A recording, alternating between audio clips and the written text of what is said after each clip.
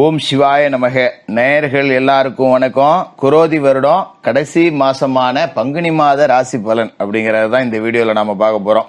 இந்த பங்குனி மாசம் அப்படின்னாலே எல்லாரும் ஞாபகத்துக்கும் வர்றது முருகப்பெருமானுக்கு உகந்த பங்குனி உத்திர திருநாள் அப்படிங்கிறது தான்.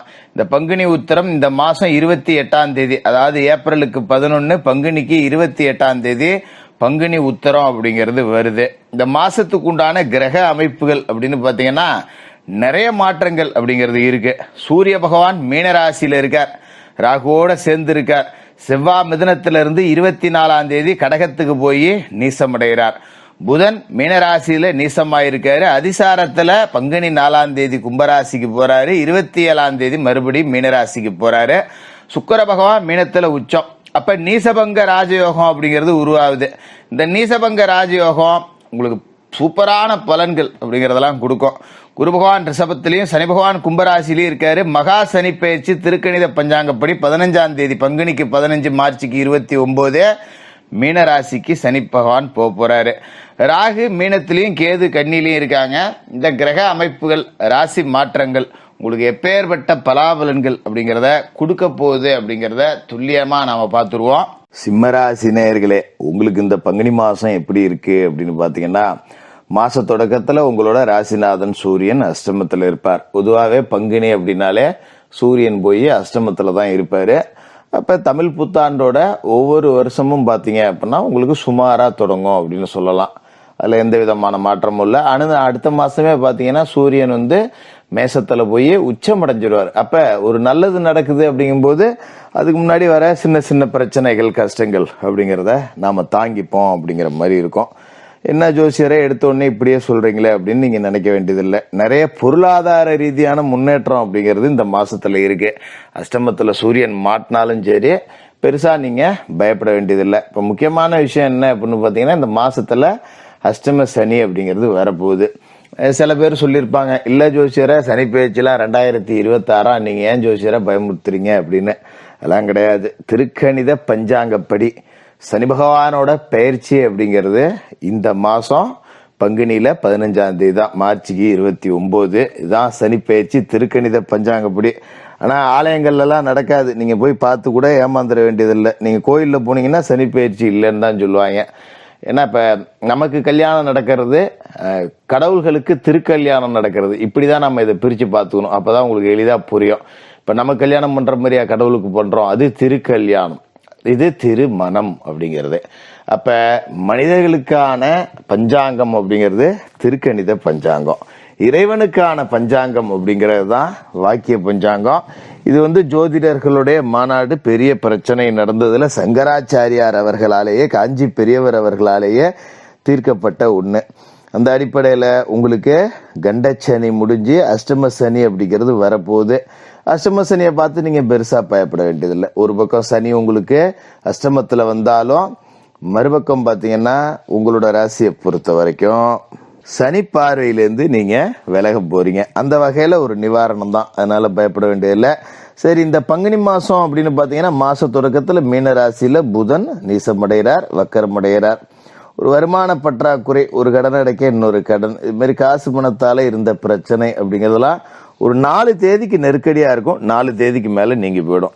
மாசம் தொடங்கும் போது பாத்தீங்கன்னா ஒருத்தன் கொடுத்தாலே ஆகணும் அப்படின்னு வாங்கின கடனை விடாப்புடியா நிற்பாங்க.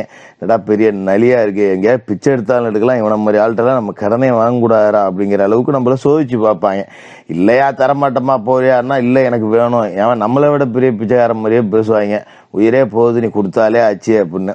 இந்த 4 நாளைக்கு தான் அந்த நெருக்கடி இருக்கும். அதை பார்த்து நீங்க பயப்பட வேண்டியதில்லை. அப்ப அந்த 4 நாளைக்கு எதுக்கு பதில் சொல்லிட்டு போ. நம்ம தான் ஏற்கனவே சிம்மராசிக்காரர்கள் டப்புன்னு கோவம் வந்ததுன்னா, ஏதோ நமக்கு டாட்டா வந்தாலும் பரவாயில்ல, எவன்ட்டையும் கை கட்டி பதில் சொல்லக்கூடாது, வாய் நிறுத்தி நிக்க கூடாது அப்படின்னு நினைக்கிற ஆளுங்க தூக்கி எரிஞ்சிருவீங்க.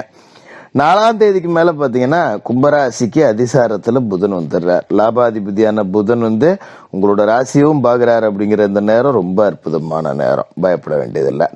இந்த வகையில பாத்தீங்கன்னா பணம் பல வழியிலயும் வரும். உங்களுக்கு ஆச்சரியத்தை கொடுக்கும். என்னடா இது, போன வாரம் ஒருத்தட்ட கடன் படாத கடன் பட்டு அடைக்க முடியாம கிடந்தேன், அன்னைக்கு பணம் இல்லை, இன்னைக்கு இவ்வளவு பணம் வருது, நமக்கு வர வேண்டிய பணமும் வந்துருச்சு, கேட்காமலே கொண்டாந்து கொடுக்குறாங்க அப்படின்னு பணம் பல வழியிலயும் வரும். கொடுத்த வராதுன்னு நினைச்ச கடன் வசூலாகும். எதேர்ச்சியா பாத்தீங்கன்னா ஒரு பம்பர் பரிசு கூட விழுவலாம், கீழே கிடந்து கூட பணம் எடுக்கலாம். நம்ம அலுவலகத்தில் ஒரு லோன் கேட்டிருந்தோம்னா அது உடனே கிடைக்கும், வெளியில் கேட்ட பணம் அப்படி கிடைக்கும். நமக்கே ஆச்சரியத்தை கொடுக்கும். பரவாயில்ல, இந்த பணம் போன வாரமே இருந்ததுன்னா கடன் வாங்கி இருந்துருக்கேன், வெட்டியாக ஒரு நகையை குண்டி அடை வச்சுட்டு அவனுக்கு பணம் கொடுத்தேன், ஒரு நாள் ஃபுல்லாக பேங்கில் நின்று அடை வச்சேன், இது மூக்க வேற இன்னொரு நாள் போய் நிற்கணும், இது போன வாரமே வந்திருந்தா பிரச்சனை இல்லாமல் முடிஞ்சிருக்கும், இப்போ அதுக்கு வேற வெட்டி கட்டணும் அப்படிங்கிற மாதிரி இருக்கும். அதனால இந்த முதல் 4 நாளைக்கு கடன் பிரச்சனை வருது பார்த்தீங்களா, இழுத்து போடுங்க. 5ஆம் தேதிக்கு மேலே நீங்கள் எதிர்பார்த்து காத்துக்கிட்டு இருக்கிற தொகையெல்லாம் உங்கள் கைக்கு வந்துடும். அதன் பிறகு அடுக்கடுக்கான கடன்கள் எல்லாத்தையும் நீங்கள் அடைக்கலாம். அதே மாதிரி இந்த காலகட்டத்தில் பார்த்தீங்கன்னா பாசமிக்க நண்பர்கள் உங்களுக்கு கிடைப்பாங்க, அதிசயமாக இருக்கும்.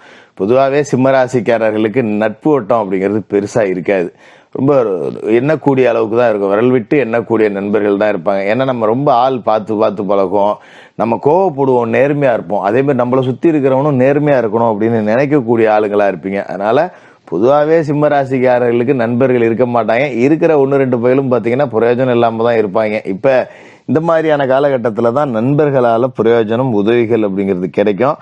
சில பேர் சுய தொழில் தொடங்கலாம். வேலை தேடி அலைஞ்சு பார்த்தாச்சு, ஒன்றும் வேலை அமையல, இப்போ சனியும் வர அஷ்டமத்தில் வருதுங்கிறாங்க. இனி வேலை தேடி அலைஞ்சு பிரயோஜனம் இல்லை, சொந்தமாக ஒரு தொழில் தொடங்கி பார்த்துருவோம் அப்படிங்கிற எண்ணம் வரும். ஏதோ ஒரு வண்டி கிண்டியே வாங்கி விட்டுவோம், ஒரு பொட்டி கடையை போடுவோம், ஒரு காய்கறி கடையை போடுவோம், ஏதோ தனக்கு தெரிஞ்ச தொழில் ஒன்று அப்படின்னு ஆரம்பித்து பார்த்துருவோம் அப்படிங்கிற முடிவுக்கு வருவீங்க. இந்த காலகட்டத்தில் இதுக்கு குடும்பத்தினரோட ஒத்துழைப்பு, நண்பர்களோட ஆதரவு அப்படிங்கிறது எல்லாமே நல்லா இருக்கும்.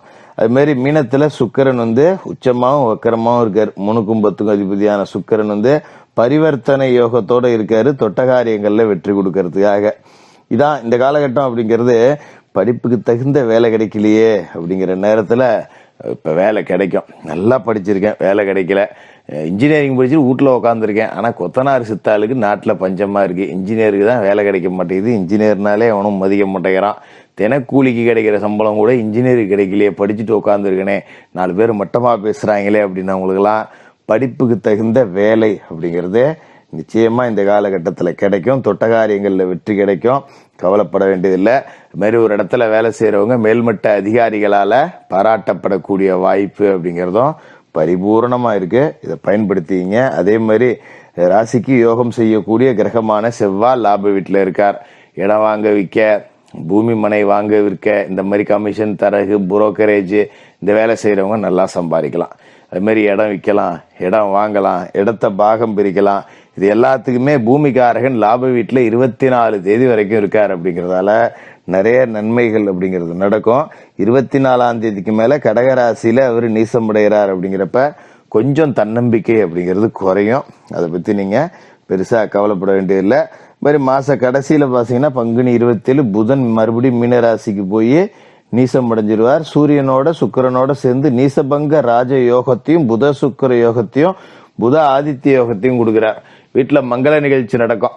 அண்ணன், தம்பி, பிள்ளைகள் யாருக்காவது கல்யாணம் நடக்கிறது, காட்சி நடக்கிறது, பெண் பிள்ளைகள் ருதுவாகிறது, இது மாதிரி கெட்டி மேலே சத்தம் அப்படிங்கிறத கேட்டே தீரும். இந்த மாதத்தோட கடைசியில் குடும்பத்தில் சுப நிகழ்ச்சிகள் அப்படிங்கிறது இருக்குது. அதனால் அஷ்டம சனியை பற்றி நீங்கள் பெருசாக கவலைப்பட வேண்டியதில்லை. கர்ம வினை அப்படிங்கிறதான் அஷ்டம சனி. அதை புரிஞ்சுங்க.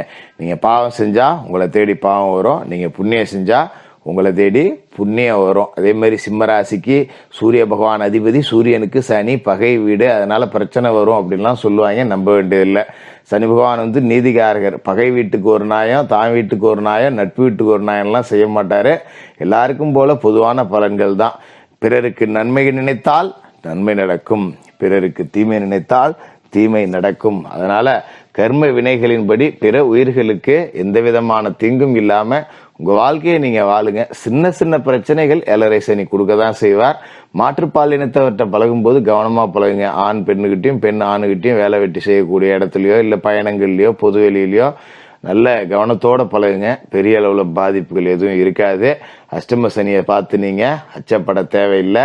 சனிக்கிழமையில எண்ணெய் தேய்ச்சி குளிச்சுட்டு கருப்பு நிற ஆடை அணிஞ்சிட்டு சனி பகவானுக்கு எல் தீபம் ஏற்றிட்டு மாற்றுத்திறனாளிகளுக்கு மாசத்துல ஒரு சனிக்கிழமையாவது அன்னதானம் அப்படிங்கிறத போடுங்க. இந்த பங்குனியும் நல்லா இருக்கும்.